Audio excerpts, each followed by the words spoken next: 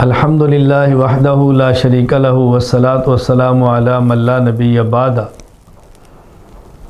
جس طرح اونٹ کی قربانی ثابت ہے دلائل شرعیہ سے، گائے کی قربانی ثابت ہے دلائل شرعیہ سے، بھیڑ بکری قربانی ثابت ہے دلائل شرعیہ سے، اسی طرح بھینس کی قربانی بھی ثابت ہے دلائل شرعیہ سے۔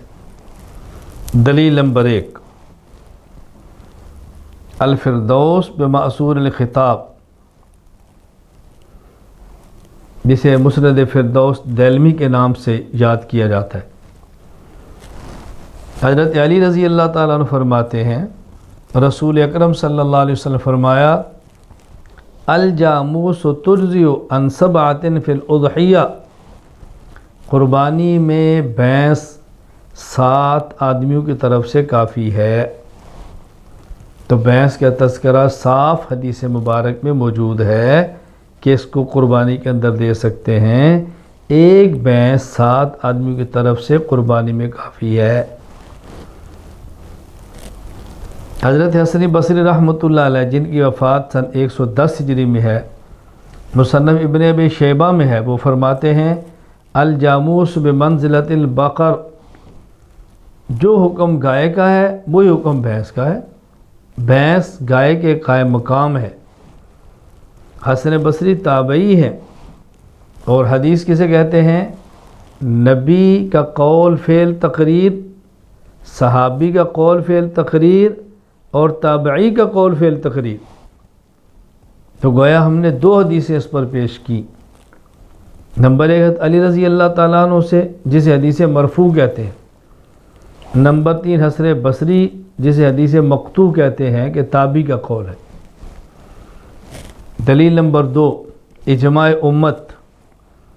علامہ ابن المنذر رحمہ اللہ لکھتے ہیں کتاب الاجماع ابن المنذر میں، وَأَجْمَعُوا عَلَىٰ أَنَّ حُكْمَ الْجَوَامِيسِ حُكْمُ الْبَقَرِ، فقہاء کا اس بات پر اتفاق اور اجماع ہے کہ جو حکم گائے کا ہے وہی حکم بھینس کا ہے، امت کا اجماع۔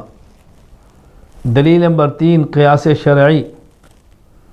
امام سفیان ثوری رحمۃ اللہ علیہ، جن کی وفات 161 ہجری میں ہے، ان کا ارشاد مصنف عبد الرزاق میں موجود ہے، تحسب الجوامیس مع البقر۔ امام مالک بن انس، جن کی وفات 179 ہجری میں ہے، ان کا ارشاد موطا امام مالک میں ہے، انما ہی بقر کلھا، یہ بھینس گائے ہی ہے۔ ایک اور مقام پر فرماتے ہیں، یہ کتاب الاموال لابن عبید کے اندر ہے، الجوامیس والبقر سواء، گائے اور بھینس حکم میں برابر ہیں، دونوں کا ایک ہی حکم ہے۔ اب یہ قیاس دلیل شرعی ہے۔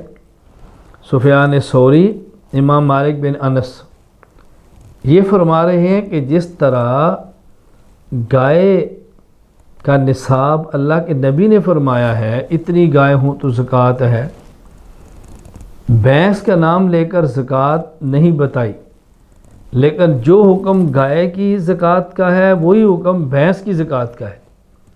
تو زکوٰۃ کے مسئلہ میں بھینس کو گائے پر قیاس کیا ہے۔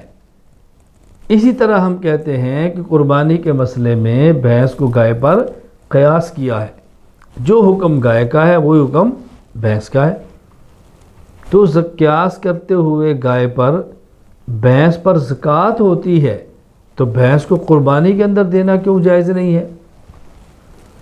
دلیل نمبر 4، لغت دیکھیں، الجاموس ضرب من کبار البقر، المنجد میں ہے کہ جو بڑی بڑی گائے ہیں ان کی ایک قسم بھینس بھی ہے، تو جو حکم گائے کا ہے وہی حکم بھینس کا ہے۔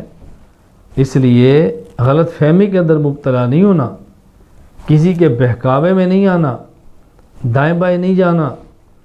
آپ چاہیں اونٹ قربانی کریں، آپ چاہیں گائے کی قربانی دیں، آپ چاہیں بھینس کی قربانی دیں، آپ چاہیں تو بھیڑ اور بکری کی قربانی دیں، جو اللہ آپ کو توفیق عطا فرمائے آپ قربانی دے سکتے ہیں۔ بآخر دعوانا ان الحمد للہ رب العالمین۔